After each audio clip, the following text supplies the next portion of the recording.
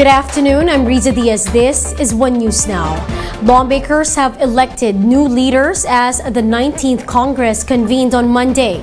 Marian Enriquez has the report.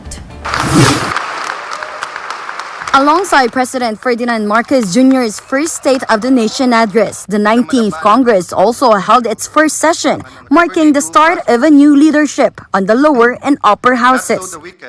I, Juan Miguel F. Zubiri, having been elected. As President of the Senate. Thank you. Congratulations.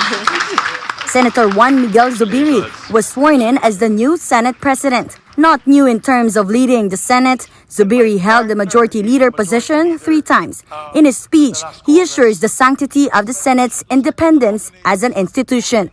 As presiding officer, I may wield the gavel, but not the power of this institution. That power is shared by us all, by every one of you, and more so our main responsibility of responding to the needs of the people and respecting their will. Together with Senator Pimentel, I also make of record. Senators Risa Hontiveros and Coco Pimentel meanwhile abstained from voting, making them automatic members of the Senate minority. Between the two, Pimentel was selected as the minority leader. I am certain that Senator Pimentel will help maintain the independence of the Philippine Senate, an institution crucial to our democracy, an institution we all hold dear. The siblings in the Senate, Senators Alan Peter and Pia Cayetano, also did not participate in the votation. They said that they chose to become independent senators. This is despite images of them meeting with some members of the majority over the weekend. Senator Alan says they want to become the bridge between the majority and the minority. We're given the freedom na lumayo sa partisanship. So kung tama ang panukala ng ating Pangulo o programa ng ating Pangulo, we can freely support. Kapag kamali, we can also freely criticize. Thank you, Mr. Senator Loren Legarda, on the other hand, was voted as Senate President pro tempore, while Senator Joel Villanueva was named as the majority leader. Over in the House of Representatives, the supermajority vote cemented Leyte 1st District Representative Martin Romualdez to the House speakership. You, my distinguished members of the Chamber, your unqualified support has overwhelmed me, and it is with high hopes that together we shall hurdle the challenges that we face at this stage of the COVID-19 pandemic. Former President and Pampanga Representative Gloria Macapagal Arroyo, meanwhile, was elected as Senior Deputy Speaker, while 5 other representatives also grabbed the Deputy Speaker titles. For News 5, Marian Enriquez, we are One News. President Ferdinand Marcos Jr. laid out his plans to address the country's COVID-19 situation as his administration seeks the return of in-person classes. Mobile journalist Pamela Vasquez with the details.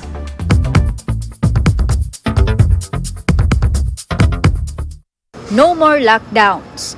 That's the vow of President Marcos to Filipinos upon discussing the country's health issues during his first State of the Nation address. Marcos Jr. makes this promise despite the rise in COVID-19 cases in the country.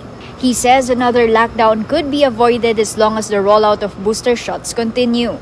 Sa ganitong paraan, kahit pa tumaas muli ang bilang ng mga COVID cases, mananatiling mababa ang bilang ng mga maospital at bilang ng mga namamatay. The Health Department targets to administer at least 23 million booster shots during Marcos's first 100 days in office. The chief executive says he will retain the alert level system for now, but he reiterates that quarantine qualifications will be up for review. Pinapag-aralan natin ang ibang paraan ng klasifikasyon upang mas babagay sa kasalukuyang sitwasyon, lalong-lalo na sa pagbabago ng COVID. In line with this, Marcos Jr. says he wants to establish a Center for Disease Control and Prevention, which will be the country's vaccine institute. In terms of providing adequate and affordable medicine to citizens, the chief executive says his administration is already in talks with local and foreign pharmaceutical companies. Halimbawa, kung mas marami ang mas murang generic o hindi branded na gamot sa merkado, mas bababa rin ang presyo dahil sa kompetisyon.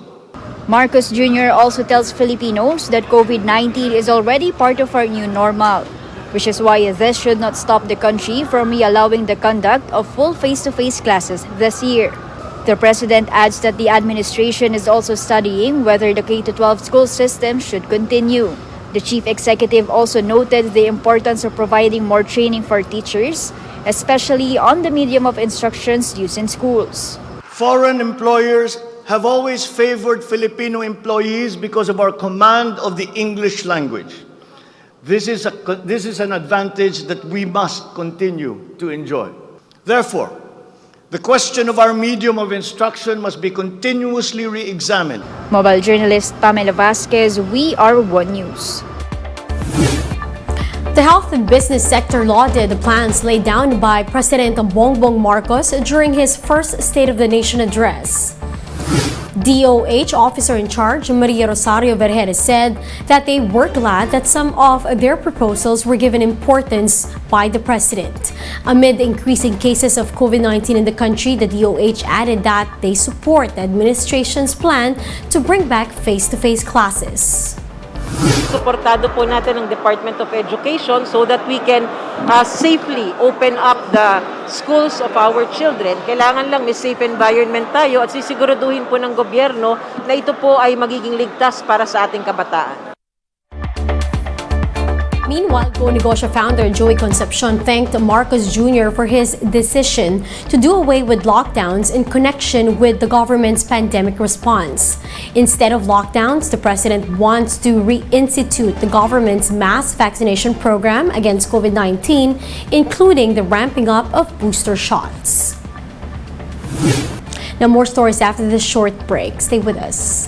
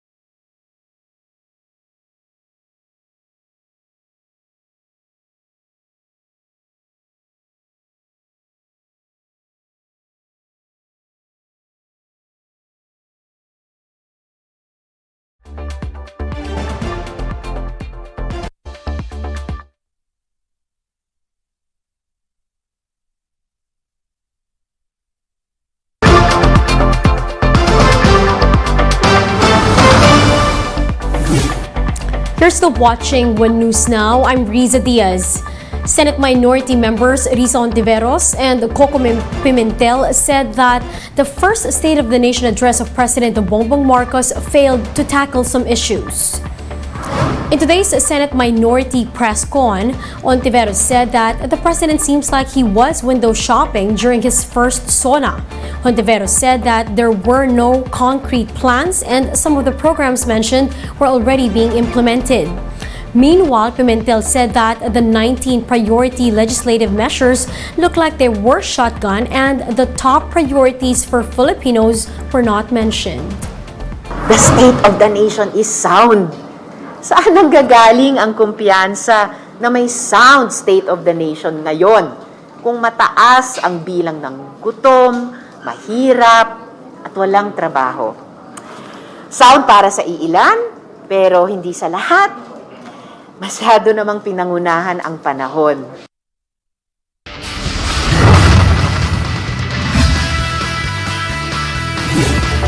The wait is over. Olympic weightlifter Hidden Diaz will get married to her coach and trainer Julius Naranjo today.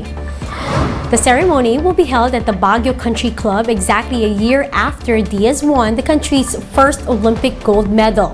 The couple held a welcome party for family and friends yesterday. Diaz donned a white dress styled by celebrity Liz Uy, while Naranjo wore a black long-sleeve shirt. Now here's a quick look at today's other top stories. The vape bill, or the legislative measure seeking to regulate vaporized nicotine and non-nicotine products, has lapsed into law. One person was injured while another one died from heart attack after a fire broke out in Makati. And Filipina actress Liza Soberano makes her first TV guesting in South Korea. Now, for more updates, visit News 5, The Philippine Star, and Business World Online. Visit our website, onenews.ph, for more in-depth analysis. You can also catch One News on Signal Play app. Register for a free account now at www.signalplay.com and stream One News live anytime, anywhere. Mask on, wash hands, and stay safe, Philippines. I'm Riza Diaz. We are One News.